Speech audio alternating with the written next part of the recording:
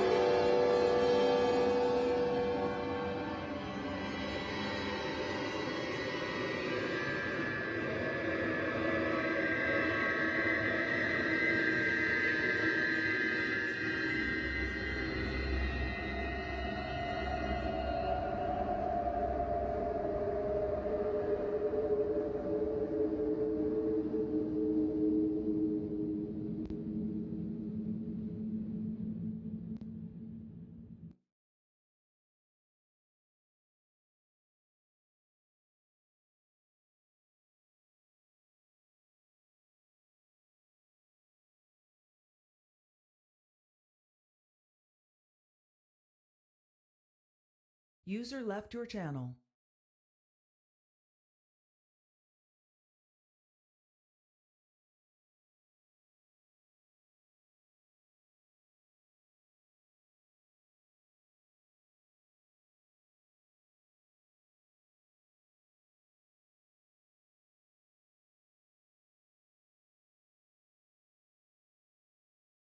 Disconnected.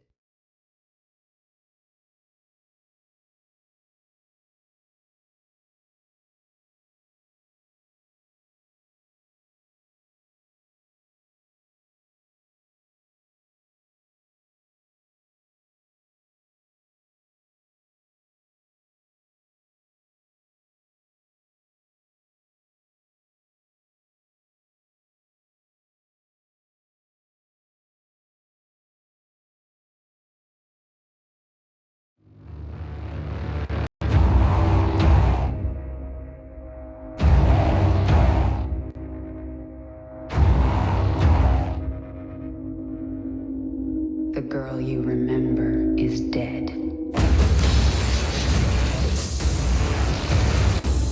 I'm going to find Minsk and make him pay.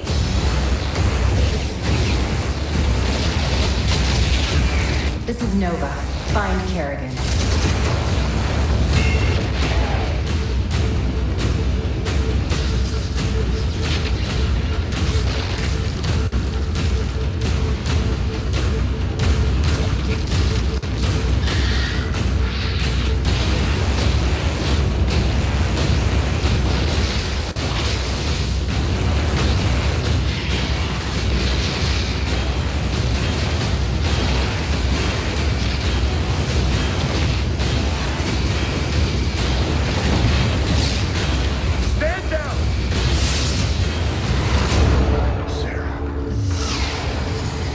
How many innocents have you killed? How many more have to die? The killing will never stop until Minsk is dead. There's too many Zerg! We're not gonna make it!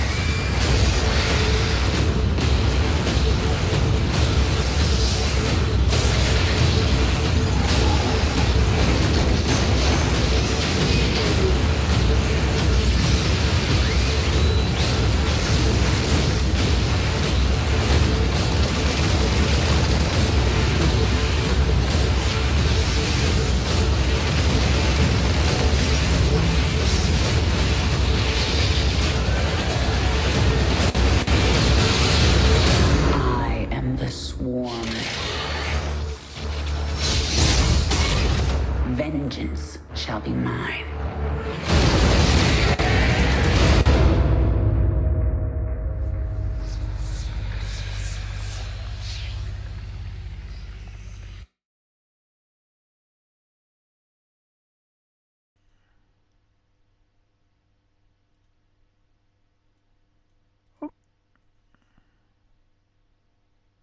All right, we are here, guys. Sorry about the little technical error there.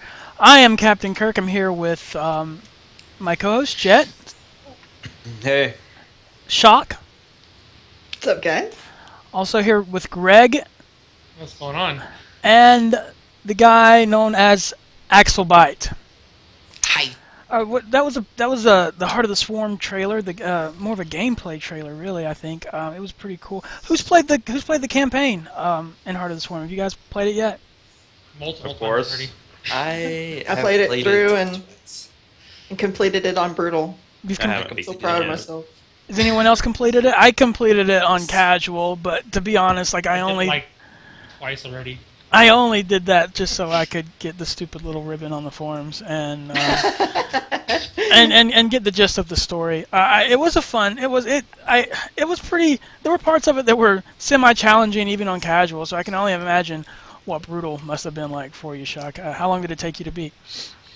Well, I didn't get to finish it immediately when I sat down and first started playing it, because that was right when MLG was happening, and I had to get the house ready for you guys to all come over and hang out and have fun. So I didn't get to finish it until the next week. So I might have invested 12 hours in it. Maybe that. I don't know. And did you do all the Maybe little less. side missions, the evolution missions and whatnot? Yep, I did them all. I did everything. I Awesome. didn't go back and try to get the achievements. Achievements. And I'm out an of achievement whore. since you're The like the achievements only one, worked out. you and Greg, okay. Well, everybody, I really want your opinion. If you've played the campaign, if you've beat it, cool. If you haven't beaten it, based on what you've played so far, what did you say out of 5 stars? What would you give the campaign? Well, to be honest, a lot of the missions were repeats of Wings of Liberty missions, like the goal of the mission. I was like, all y'all did was really just copy and paste a few of these missions. I mean, come on, be a little more creative. But the storyline, other than that, I thought it was pretty good. Of course, new units and stuff is always fun. I don't know. I don't know what to give it. Okay, well, you sound like maybe a 3.5 out of 5. I would give it, out of all the video game campaigns that I have ever played, I might give it a 4. Generous, solid 4. a generous 4, yeah. Mm-hmm. Okay, that sounds about. What about you, Greg? Probably around a 4. There's a few things that could have changed in it, but otherwise it was awesome. It was awesome. I see. Me personally, like I didn't beat the Wings of Liberty campaign, but I did play through about half of it, and I feel like it was a much better campaign than the Wings of Liberty campaign, and so I based on that, I guess I have to give it at least a 4. The cinematics were beautiful. The story, I thought, if you take the story as a whole, like take the missions aside and you just look at the story as a whole, I think it was predictable. I mean, I'm not going to give any spoilers away, but at the same time, it was a good story, and I think it was kind of inventive the way they did a few of the campaign missions. It was kind of creative, the way some of those missions allowed you to do certain things. It took a little bit of the boringness out of playing the campaign, in my opinion. What about you, Jet and Axel? Did you guys? Well, I've only played like the first 2 or 3 missions. I've been set on laddering for a while, and then I got platinum, and so I've been doing some other stuff other than StarCraft. But I really like it. I like that it feels much more interactive so far than Wings of Liberty campaign did. Like you're controlling Kerrigan for the most part, from what I gather, and instead of an army. Well, Yeah, actually, you know. you're controlling Kerrigan and an army for most of the game. There are a few parts of the game that are a little different, but That was a big difference between Wings of Liberty and Swarm, was the fact that you got to control a hero through most of the missions. Well, all of the they made missions, hero actually. A lot more of a precedent unit than they did in the other one. Mm-hmm. Yeah. Because Rainer's, So you control like, players, they weren't really. yeah, it was barely damaging. in. And they could die, and if you died, they died. You lost the mission. These ones, you actually had a second chance if they died. Yep. Yeah, like I said, Rainer barely made an appearance in any of the Wings of Liberty missions. Was he in any of them actually? Yeah, I you don't- did get to First control one. Rainer a couple of times. The first one and the hidden mission, I think. Yeah, I think that was Is it, there really. a hidden mission? Is there a hidden mission Yeah, in all? there's Oh, I thought you guys were talking about is there a hidden mission in Heart of the Storm, because I did No, not there's not. find it. I did not find it. I'm a little disappointed with Heart of the Storm because there wasn't a hidden mission.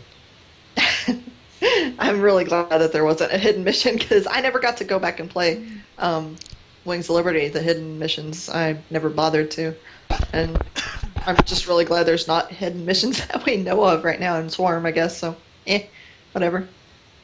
Let me ask. Well, let's go ahead and introduce ourselves. I'm the host, obviously. Well, one of the co-hosts, Captain Kirk. I produce the show and try to make it happen as often as possible. I play Zerg, and I've been playing StarCraft competitively for about a year, off and on, a little longer than a year. And Jet over here, go ahead. Hey, I'm Jet. I'm a Platinum Protoss player. I've been playing competitive StarCraft since Wings of Liberty came out. I played StarCraft 1. That was pretty much my first video game. Yeah, actually, for those of you who don't know, Jet and I, we are brothers, and we played the StarCraft 1 and Brood War together. We were a lot younger then, but we did play it. But like I said, competitively, we both kind of started playing within a year to 2 years ago, right? Is that about right? Well, when it first came out, so about 2 years ago. So you started Something playing like competitively when it first came out? Okay, I thought you. I didn't know you did that. Yeah. Okay, well. Shock, a little bit about yourself. Well, I didn't get StarCraft 2 immediately when it came out. I had to wait until Christmas because we were broke-ass poor back then. And so I've been playing since Christmas of 2010, was it? Yes. And so, yes, I started out playing Protoss. I really liked Protoss. And a friend that I was playing with at the time said, no, you need to play Zerg because you can 6-pool and win all the time because it's a math game. I'm like, okay, it's a math game. I'm good at numbers. Sure. 6-pool sounds great. And so I 6-pooled for very, very, very many games and eventually got to a point where I couldn't 6-pool anymore to win. And so I gave up doing that. And so in the last year or so, I've gone from silver to platinum, and then yesterday I finally got diamond. So, woo, yay! Here we are. Congratulations. Thank you very much. Appreciate that. Go ahead, Greg. That's all. It's actually Greg is GS World. I just want to throw that out there. Yeah, we all call him Greg, just because we know that the G stands for Greg. I So probably should just change my form into Greg. nah, leave it as GS World, because when everybody's like, "Who are you talking about? Who's Greg?" G's World. Okay, don't worry. Cheese World. G's World. But I've been Go ahead. I've probably been playing StarCraft 2 since probably about October of 2011. Started in silver, worked my way up, got platinum like a couple seasons ago. Been second platinum since. Cool. Go ahead, that Axel. all? Tell us a little bit about you then. Wait, what do you mean? Well, about Axel. I was talking to Axel. Oh, It's Axbite, not Axel. Just saying. Oh well, He's Ax. bad at this. Yeah, He's I'm bad at this. really bad at these names. You are. Axbite. I'm gonna call him Axel, okay? I'm gonna call him Axel. I think it sounds cool. All right, it's our little, Alright. it's our thing we Yeah. have. All right. I've been playing StarCraft 2 competitively since Heart of the Swarm. I really didn't get into, I used to play StarCraft 2, but unfortunately, I was going to be one of those guys and played World of Warcraft instead of StarCraft 2. I was like, why am I not playing this? I don't know anybody that plays World of Warcraft. What, are you kidding? Everybody in this call plays World of Warcraft. Plays World of Warcraft. But I've been playing StarCraft 2 competitively. I'm in Silver League, and I am rank 9. Stuck in silver. Everybody and their mother 6-pooling me or either being Bible or Actually, They're doing what I used to do. that's one of the reasons I brought you into the show today, Axbite, because part of the thing we're going to be talking about here in just a minute is one of our topics is how to get out of advice on how to get out of the lower leagues, bronze and silver and gold leagues, how to get out of those leagues, or tips to improve your game and how, because it can, a lot of those games feels like you're not really learning a whole lot because you're faced with a lot of people who don't really know much about the game. Yeah. And do a lot of cheesing and things like that. It's very aggravating, and that can be depressing to some people, or it can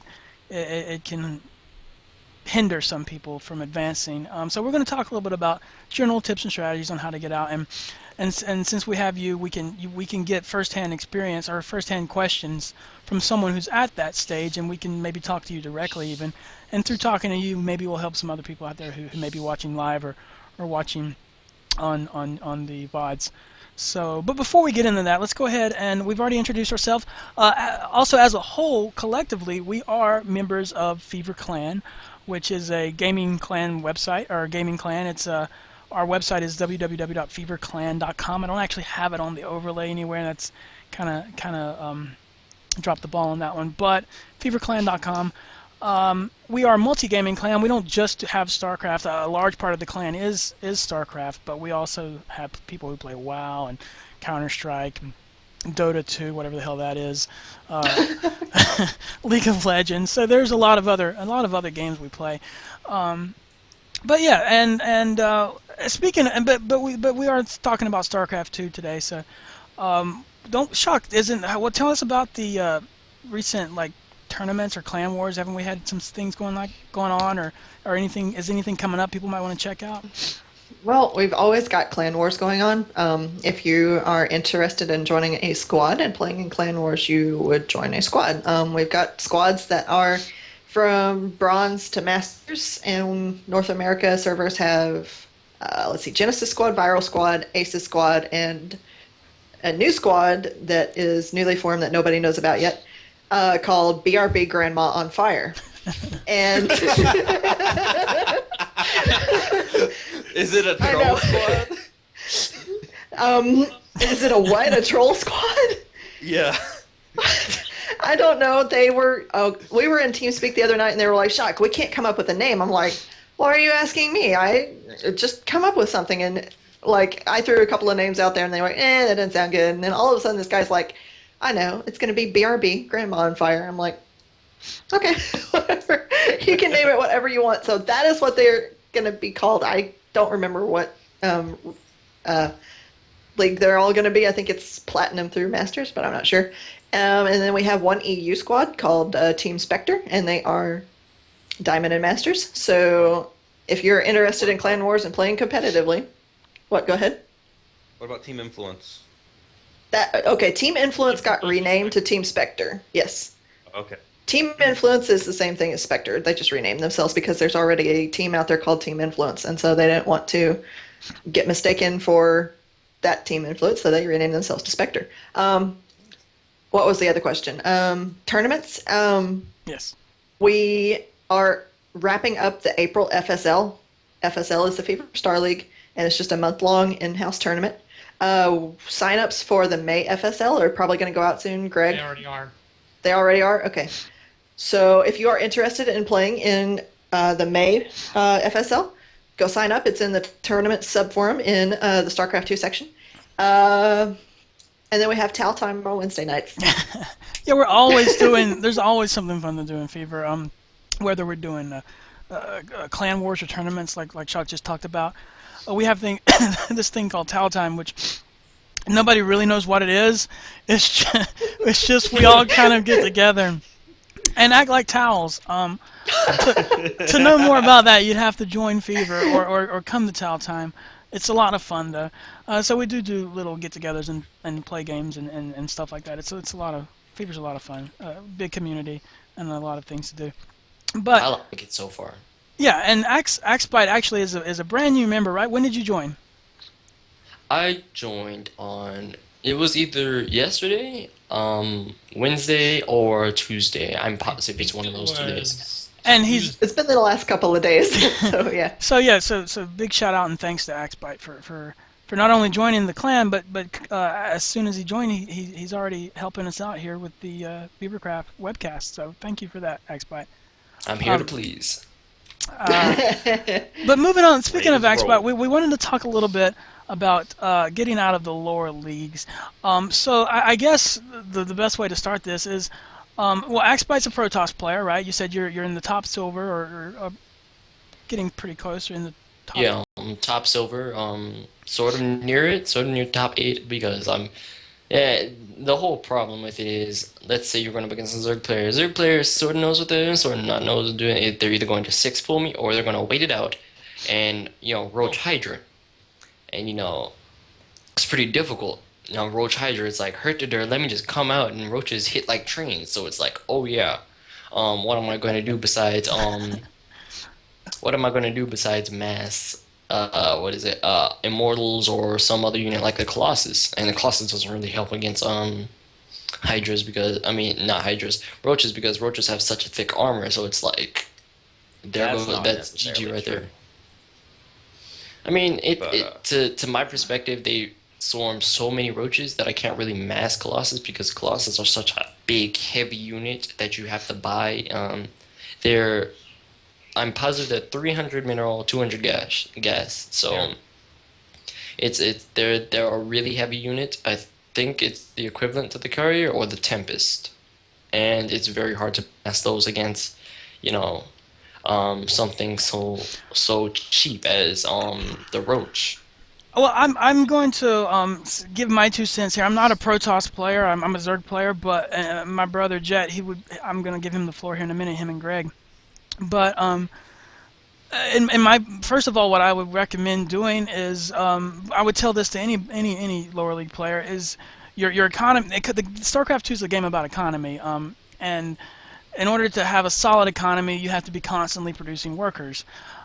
So making sure you're not going back through your replays and making sure there's not a time there where you're not building workers. And if there is a time when you're not building workers, like I'm sure there is, as with pretty much any lower level or even sometimes higher level players, you got to figure out why that's happening and what's distracting you. The bottom line is you have to be able to constantly produce workers, and when you can do that, you'll notice you'll have a lot of money, and then you go into, okay, well, now how do I spend this money? We'll build gateways or stargates or whatever you want to do. But the most important thing I think that would get anybody out of at least bronze is just to be able to continuously, the macro, build workers and spend the money on anything, really. Yeah. So it doesn't really, in my opinion, doesn't really matter too much what you build. It could be Colossus, it could be Immortals, Stalkers, and Zealots, but as long as you're building something and your macro is better than your opponent at the lower leagues,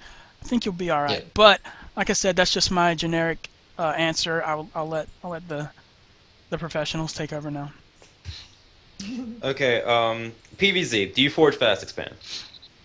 Forge fast expand against the Zerg is really fun. Yeah. I do that against the Zerg decent chunk of the time because when I'm going up against, let's say I'm going up against a Terran, and the only reason that I'm top Terran is because, the top Protoss is because lower leagues really don't play Zerg. I've only seen 1 or 2 lower league play Zerg, and if I'm basically going against Terran or Protoss, all you got to do to get from bronze and silver, get the top silver is nothing but Dark Templar. That's all I ever did. 5 placements, nothing but Dark Templar. They don't know people don't know what they're doing in bronze or silver, so it's like, oh, let me just bring out such a powerful unit, and they have no detection whatsoever. Okay, well, for Zerg, you got to learn to forge fast expand, and then following that, you have many strategies. And with what you seem to be having a problem with, I don't think you keep up pressure. I don't think you scare them enough. You need to stop them from taking their third. You need to, just keep pressuring the Zerg and keeping them scared of you. Hallucinations are great, but the main thing is Mass Colossus does beat Mass Roach if you do it properly. Chargeless are severely underestimated. So get a Chargelet / partial Stalker army and a double robo facility with upgraded Colossus. That will probably beat you most Zerg at your level. Of course, you've got to get the mechanics down and your macro down in order to do it. Also, I got some. I don't play Protoss, but this goes for anybody who plays StarCraft. Do you have control groups, and do you know what they are? Do you know how to set them up? Yes, I know what control groups are. I set control groups for a certain amount of units. Let's say I have a group of High Templar, and then there's another group of my barracks units that are going to die. So the Dark Templar can live and do the damage that they're supposed to do. I set the control group that's Stalkers and Zealots to control group 1, and then I have the control group for my sentries and my High Templar to control group 2. So they decently stay out of the way of line of fire. Let's say I'm going up against siege tanks, they stay out of the way of fire so they don't get hit or ruffle stomped by everything else in their path. Okay. What about your base? Do you have your base on a control group? And your tech upgrades? No, I don't have my tech upgrades on control groups, which is a problem that apparently I need to fix because I need to have control groups for everything apparently. Yeah, you do. Did you say whether or not your base was on a control group, like your Nexuses, your Nexi?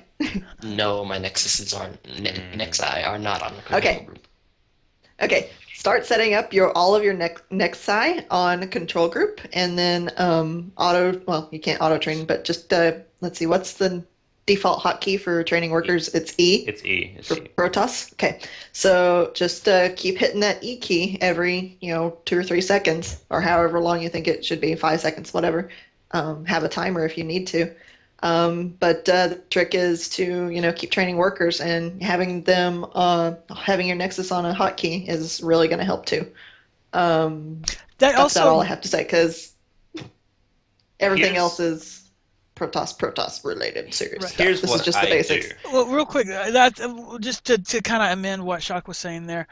Yeah, and it is very important to keep producing workers, but that also goes if you're producing all these workers and you're gathering all these minerals, you have to spend the minerals, and so you have to build production buildings.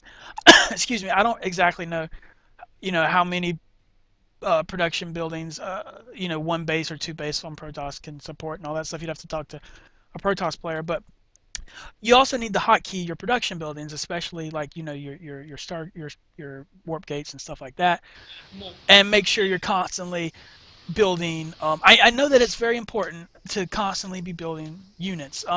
Whether you're actually using them or not. I mean, at your level, it doesn't really matter if you're doing a lot of harass and stuff like that, in my opinion. But I think a lot of people will back me up on that.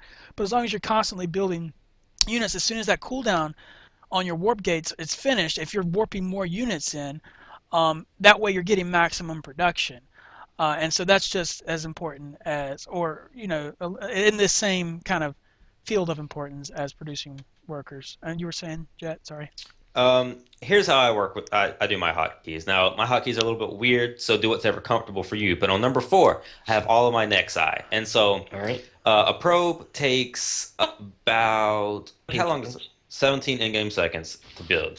So every, that's faster than real life seconds. So every, about 10 to 15 seconds, press hotkey number 4 or whatever you choose again, and press E for as many times as you have a Nexus.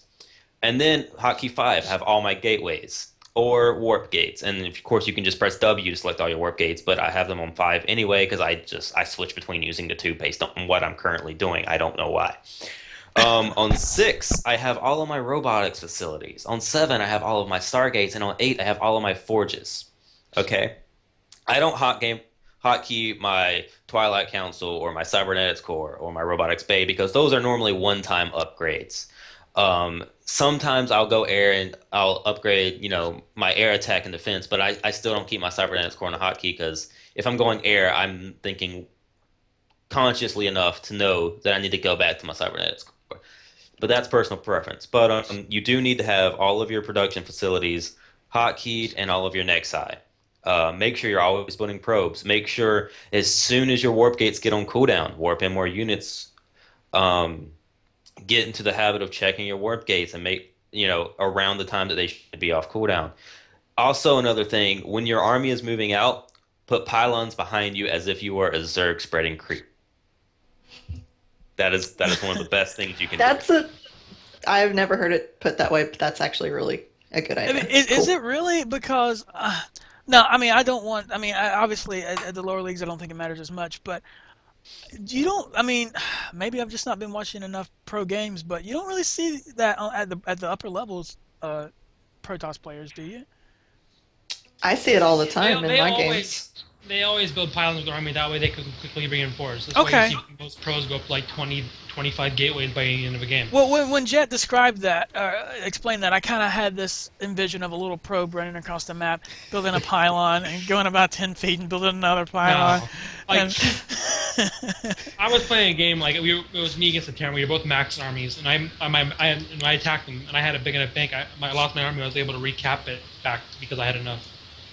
Gay was just warping and folding on their army and just overwhelmed them. Okay, yeah, it definitely makes sense to when you're pushing out with your army to build pylons. Yeah, I just misunderstood what Jet was saying there. So, do you have any other like questions or maybe something concerns for what you're having trouble with, Axbite?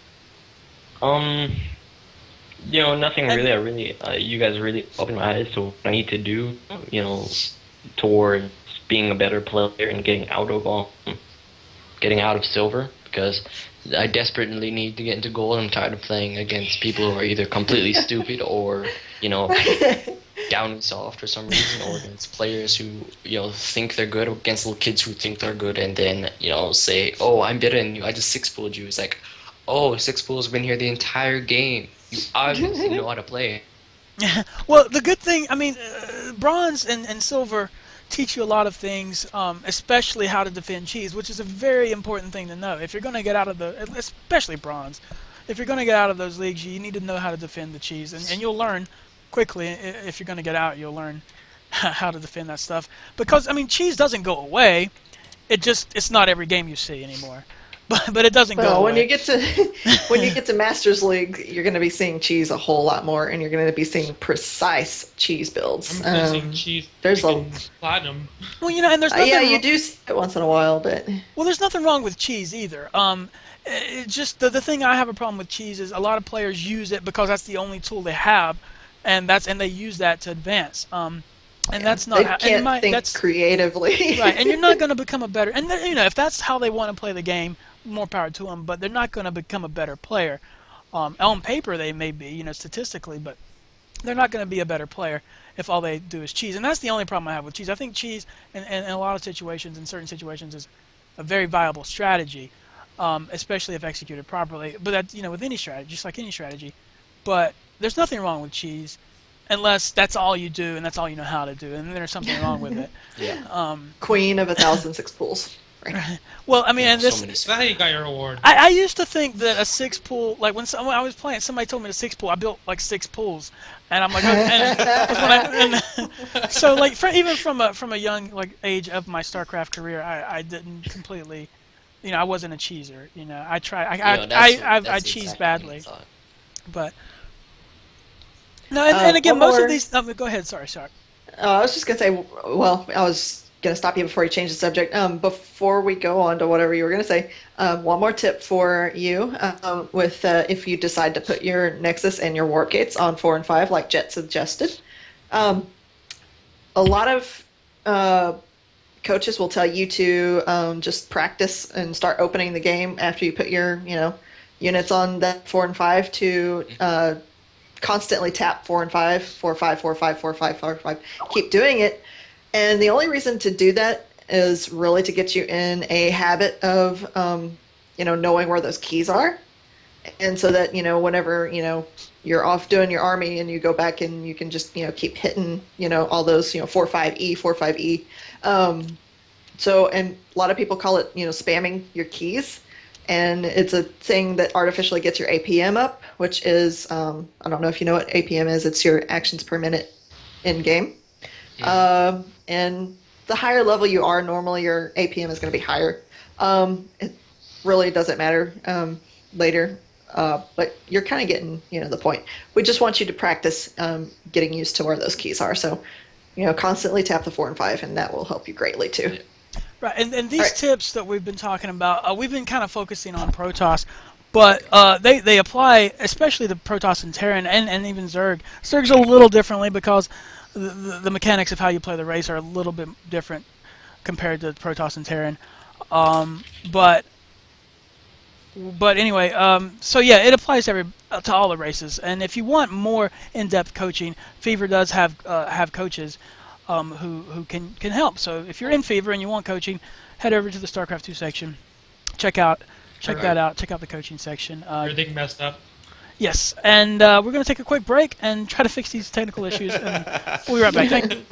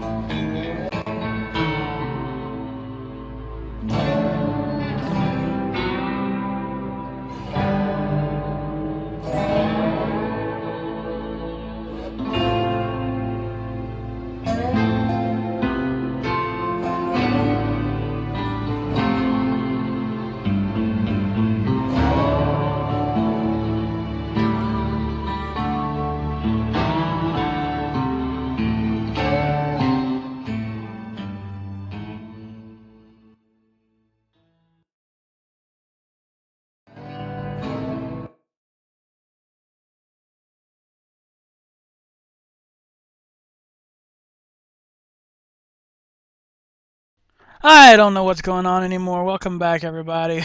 Having a lot of technical errors, but it's okay. Lore has joined us. He's either being really, really still, or his camera's not on. It's not working. Okay. It's not working. Oh yeah, we had a good friend of ours, Mr. Ethan Jones, aka Lore, had to join us, and it kind of obviously threw a little wrench in our setup, but it's all good. We're happy to have him because he's going to get to help us talk about our next topic of discussion, and that is maps. We're gonna, the balance of maps, what maps are good, what maps are bad. Talk a little bit about this and that. Lore, why don't you take it away and tell us about the Team Liquid map contest and a little bit about your expertise in map making. Well, first off, I just got to say that it is about time that we have TLMC returning. The first one happened like 2012, I want to say. Like, it was a long, long time ago. Or 2011. Yeah. But I think that the winner of that contest was, I want to say Core Hall Compound. I'm not sure. But regardless, the winner got put into the ladder, which is the most exciting thing about for people in the community of map making, because tournaments pick up maps. Later, of course, Blizzard said they're at least going to consider other maps. And for everyone out there, they also have 2v2, 3v3, and 4v4 submissions now. So everyone can submit 2 1v1 maps or 2 2v2, basically 2 of each kind, since they're going to have probably quite a bit of people submitting maps right now. So the thread is, I don't know if you want to link that or anything, but yeah, you can link that's it. I just linked it to you. That's the thread, and it tells you very simply what you have to do: submit a map and explain some of the rules and stuff. Some people are disappointed because Blizzard is enforcing that all the maps have very standard mineral and gas alignments. No half bases. All the bases have to be 8 minerals, 2 gas, or high yield, 6 high yield minerals, 2 gas. They're very, very stubborn about that. So They don't want to have one overpowered map and then everybody plays that map just for the shiggles. I remember when StarCraft 2 first came out, almost every map in the map pool had rich minerals on it, and now actually only one map in this season's map pool has rich minerals on it. Why do you think that is, Lore? Well, part of the reason why it was kind of fell out of favor was kind of the ridiculousness of Terran on it in the early days, because Terrans would just put a planetary fortress at a gold, and then mules would bring back double income, so it was ridiculous. Also, even though they fixed the mule issue, just high mineral counts in general help Terran more than they do Zerg and Protoss, because if you play Zerg and Protoss, you know that a lot of times you will have more than enough minerals, but gas is really what you need. And the Terran, they rely a lot on minerals. Marines, Marauders, even Ghosts, Vikings are all mineral heavy. Really, the only thing they're spending a lot of gas on is medevacs and tanks and stuff like that. So I guess the Terran bias and just the awful things of Antigua Shipyard was just the most horrible example of gold bases on a map where you had two in the middle in the most powerful position on the map next to the watchtower. And it was just a problem. Well, speaking of, Neo Planet is the map that Jed is talking about of this season's map pool. It's the one with the gold in the middle. But I like Neo Planet's positioning of the gold because the middle of the map, the way it is designed, it's not a combat path. That's like that. You could easily, pretty easily, go in there and kind of hide. You know, so long as your opponent's not flying over the middle of the map, and mine and take the base. And so I think that's kind of cool the way they did the gold on that map, because it's not really a combat path. You don't actually have to walk inside the middle there. And both players cannot own a rich mineral base on that map because it's either you own none or you own both of them in that position. Right. Go ahead. Pretty much. Like, I just linked the overview of the map. Basically, Planet S is one of the maps I'm probably the most critical on as far as being in the ladder. But they did implement the gold bases probably in the way that they should be, because if you're going to try to sit there and defend that, you're like, everything else is completely wide open because of the walking distance around. So I think it's alright. Like, I never really see people take them, but Well, so what's your? It is what it is. What are you guys? What maps do you have vetoed right now? Let me ask everybody. What maps are your least favorite and why? I don't have any maps vetoed, but I'm probably going to be vetoing Whirlwind and Neo Planet soon because they're actually my two worst maps. I have a 20% win rate on both of them. And my best maps are actually Daybreak, Belshire Vistage, and Corehouse City. And those are Corehouse City is actually probably my favorite. Okay. I don't really have a map that I'm not interested in. I like all the maps. I mean, some of the maps are a little iffy because you gotta search everywhere for their starter, and it's sort of hard to scout that way, but I like all the maps in particular. Now, this is just something going off of what you just said, searching everywhere for, where their base started.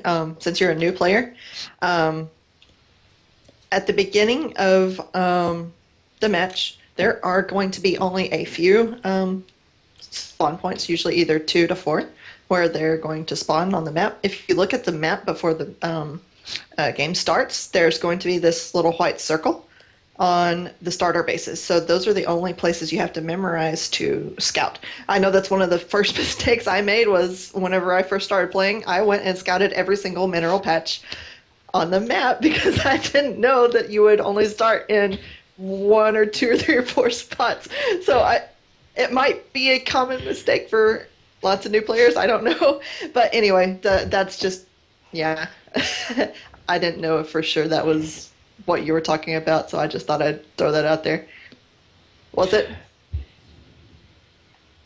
Did we lose Axebite? His camera froze. I think we lost him. We may have lost him. But we've gained the lore. Oh no, here he goes. Sorry, I'm lagging out a lot for some reason. No, that's okay. Okay. I mean, I find that really interesting, but it's one thing where I still love all the maps either way. I mean, it may take time, but they're all meant to be pretty, difficult to everybody in some way. Yeah, could say that. What? Right, I'll go ahead. Yeah, what map's your least favorite, Shock? Right now, I have Newkirk vetoed, and I have Whirlwind vetoed because my win rate on those is like 30% or something like that. It's really bad. So all of the others, Neo Planet, I've kind of faltered between, should I veto it or not? And I still play on it. It's okay. Well, Newkirk Precinct, there's a lot of people don't like that. I have it. I still have it non-vetoed or whatever you want to call it, because the biggest problem I have with it are there's only really like one attack path. Well, really there's 2, but there's the air harass. Yeah, and the big thing, well, being a Zerg player, at ZBT, this map kind of sucks because Terran can drop on you, well, at least into your main all day long. They're a little trouble for you to get to your natural, but it's very easy for Terran to drop into your main, and at the same time, it's hard to scout Terran, especially with that first Overlord. You have to almost go around the whole map just to get to their natural, or else you're going to fly right over their main and get your Overlord picked off, or something like that. So it's a little more difficult, but I still have the map. Honestly, I don't know. I use the map. I have other ones I dislike more. Laura, what do you have vetoed right now? Well, Neil yes, and let me just say that, like, the big beef that I was talking about earlier that I have with this map is the fact that it is a Pro League map, and the thing about the Kespa maps is they're made to be played best of ones. The teams choose who plays on the map, so they don't have to be balanced. Like, a lot of the Kespa maps really don't even try to fine-tune their balance at all, because not all matchups are going to be played on it. And so, in respect to that, the third base is just really, really far away. And as a Protoss player, I don't think that map is just really viable for anything outside of two-base play. So, so I don't care for it. Starship is the other one that I have vetoed, and that is because it's kind of a third base problem as well. The third base is closer, but it's completely open. And depending on the spawn position, the fourth base is going to be really difficult as well. So just the openness of it, I feel like that really helps Zerg a lot. And if you're in a close area with a Terran, it can be difficult too. So I just don't like playing on it, so I vetoed it. And the other one, man, I'm actually drawing a blank on the other one right now. Did you say Star Station? Yeah, That Star was the one he Station. said second, yeah. One maybe. Core Hall City, the one with the in-base main. Right, With the the one that base kind in of the reminds me of Metalopolis a little bit. It's like a 2v2 map. Actually, if I may interject here, on the poll prior to the release of Heart of the Swarm, the Team Liquid asked which map would you veto first. They presented this season's map poll, and Core Hall City had a 42% of everyone saying, we will ban this one first. And Core Hall City is actually my favorite map because it's a macro-based map with the in-base natural. But go ahead. Yeah, I don't think it has much competitive relevance. So it seems like a little bit wasteful to practice on it, if that makes any sense. Like, you're not going to see anybody use this in a clan war or tournament or anything like that. What do you mean? Well, because people hate it so much, no tournament ever uses it or ever will. And also, why? But because it has an in-base natural? That and just the sheer amount of dead space on it. Okay. You could take the entire map and just rotate it 30 degrees and then shrink the entire size of it, the bounds. If you just put the pointy edges in the corners instead of where they're at, and then there wouldn't be that much dead airspace, and that's really, really, really strong for mass muta, mass drop, especially with the size of the map. Mm-hmm. Mass muta can get carried away really, really, really heavily here. Okay. Well, we talked last week on the show about balance, and since we're talking about maps this week, don't you think it's important? I think it's important to note that, or to take into consideration maps when addressing balance, about balancing the game. Maps should be considered, right? I mean, because the maps can definitely be balanced or imbalanced, or affect the way games are played and units are used. Oh, I completely agree because for Protoss at least, Forge Fast Expand versus Zerg is a huge build, and there are maps like you've got what map is it? Akalon Wastes, and it's really hard in my opinion to Forge Fast Expand properly because the ramp to your natural is just so large. It takes so much money and time. as opposed to another map where the entrance to your natural is much more confined, and that puts Protoss at a bit of a disadvantage. To that point, Echelon and Newkirk district have the same issue with the ramp because it's a triple wide ramp instead of a double ramp like you see on most maps, like Euro Hanas and stuff like that. Whirlwind also has a triple. The tournament version had a raised supply depot to help you wall in, and Blizzard just removed that and didn't put rocks or anything there. And so, being 4-spawn and that big, you would think it would be all right, but a lot of players will just 6-pull on it because it's the meta of that map for some reason. People think, oh, he's gonna Forge Expand, he's gonna go Nexus first, I'll 6-pull, it's big map, whatever. So yeah, I kind of don't like the 3-wide. Or if they're gonna put 3-wide, have a destructible rock there. It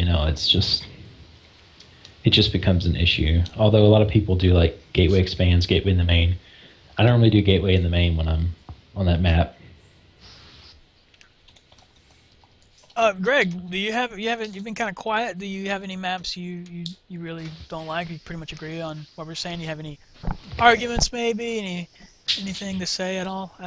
Basically, with Whirlwind, I don't like Whirlwind at all. It seems like it's a lot more Zerg favored than any of the other maps out there right now. I have that map vetoed. I hate Whirlwind. I have it vetoed as well.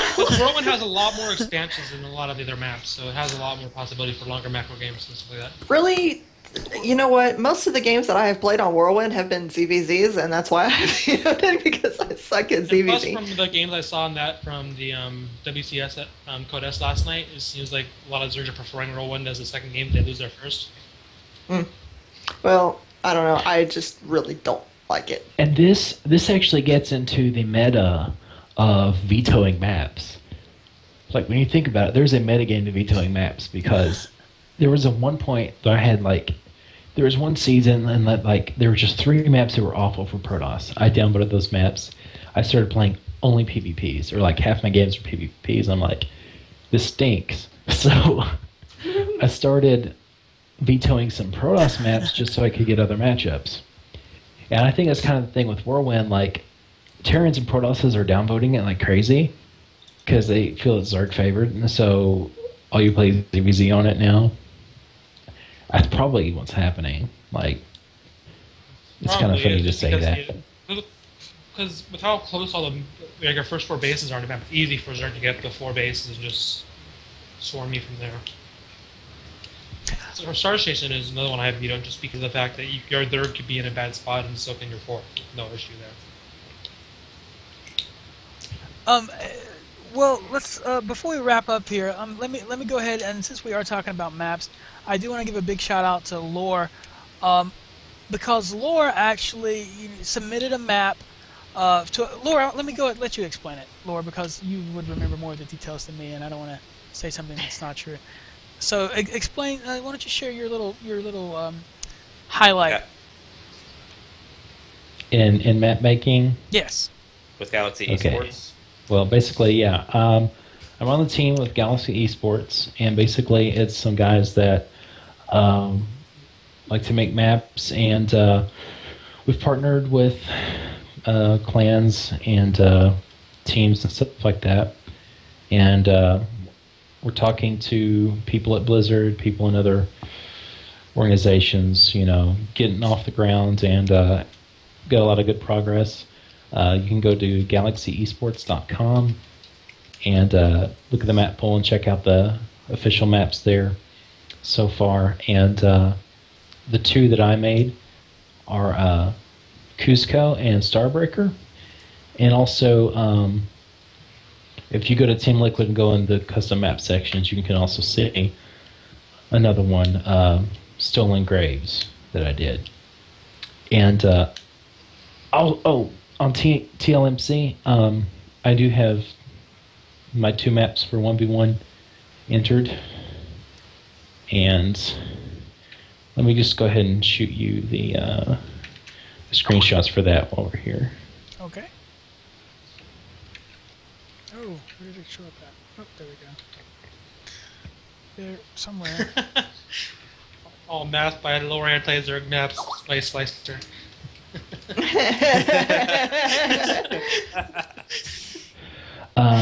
are. I'm not gonna lie.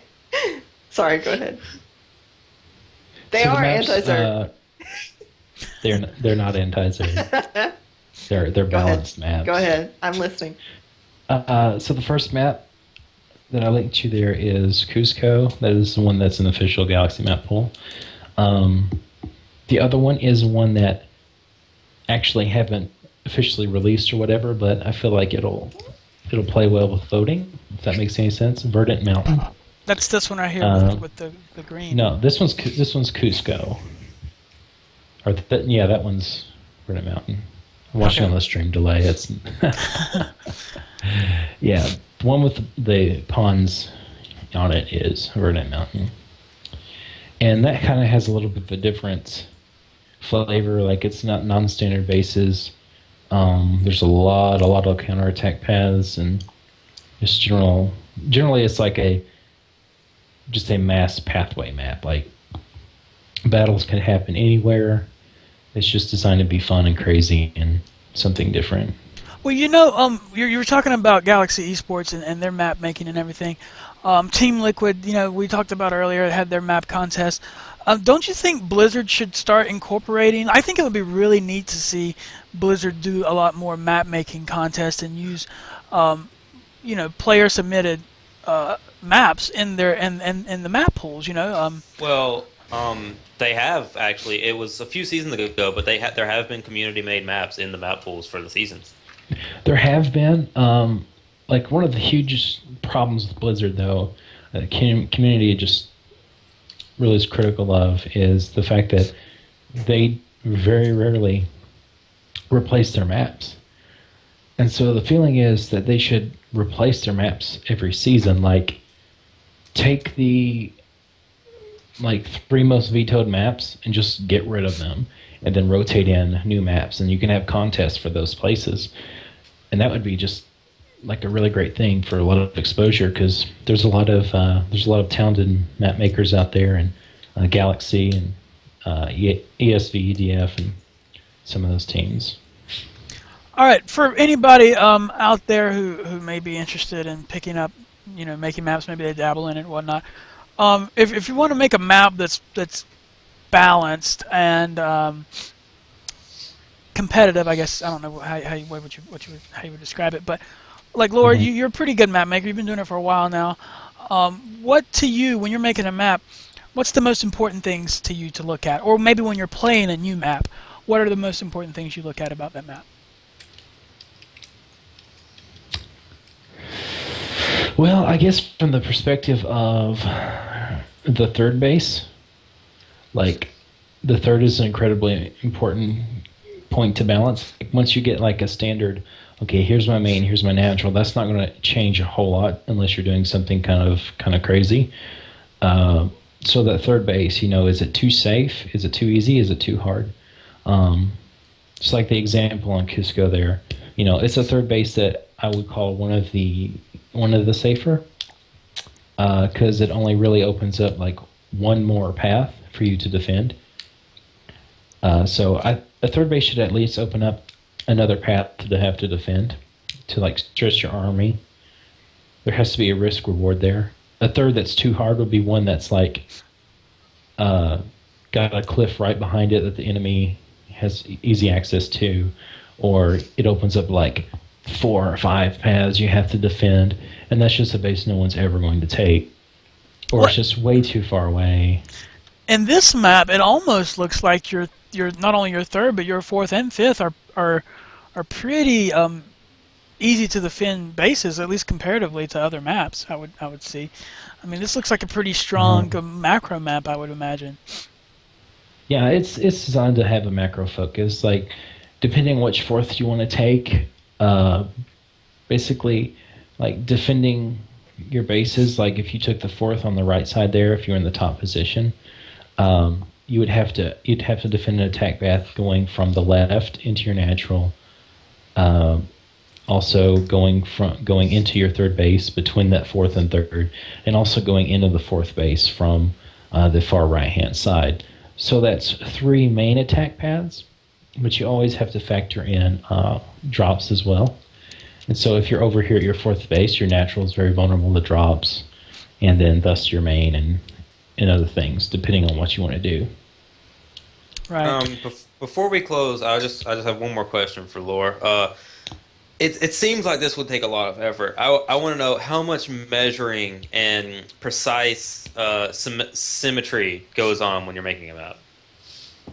Well, everything's going to be completely symmetrical from each side to the other. Like anything else, even minor, can result in an imbalance. In the even force. though some things, yeah, exactly. Sorry, I couldn't resist. And even though some things might not matter too much, it's always really important. And like the distances, like creep tumors are actually a really good way to measure distances. Like if you have a third that's within 2 creep tumors of your natural, then that's probably a good rule of thumb. Like not always, but most of the time. And just feel like sometimes you just have to get in there and feel. You just feel, you know, like. Oh wow. That's something that comes with years of practice. Like the stuff that a hard and fast measure is like main to main distance and natural to natural distance. Make sure it's not too short or too long, but somewhere around 45, 50 seconds, something like that. It's usually pretty good. But to be honest, I think about when I make a map, when I first start like trying to balance it, what I think about is what Zerg can do, what Protoss can do. To be honest with you, like our warpin's broken on the map, and is Zerg broken on the map? Like. Well, some would argue that Zerg is broken on every map, but I would argue that Terran is broken on every map. But I actually have my best win rating as Terran. We'll just look at the beginning of StarCraft. Like people thought Zerg was underpowered, but look at the maps they played on: Kulos Ravine, Steps of War, Blistering Sands. Like those are terrible, terrible maps. So like the maps wound up balancing the game out more. Like, I don't know what Blizzard was smoking when they released those first maps.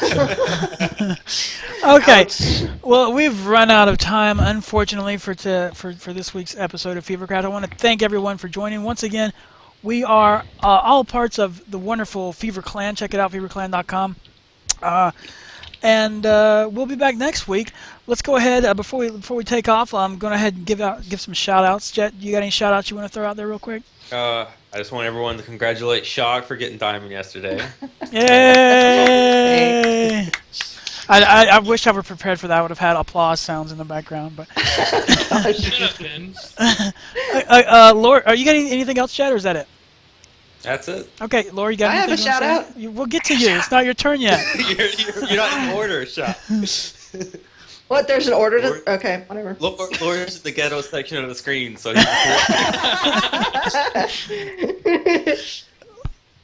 Poor Laura.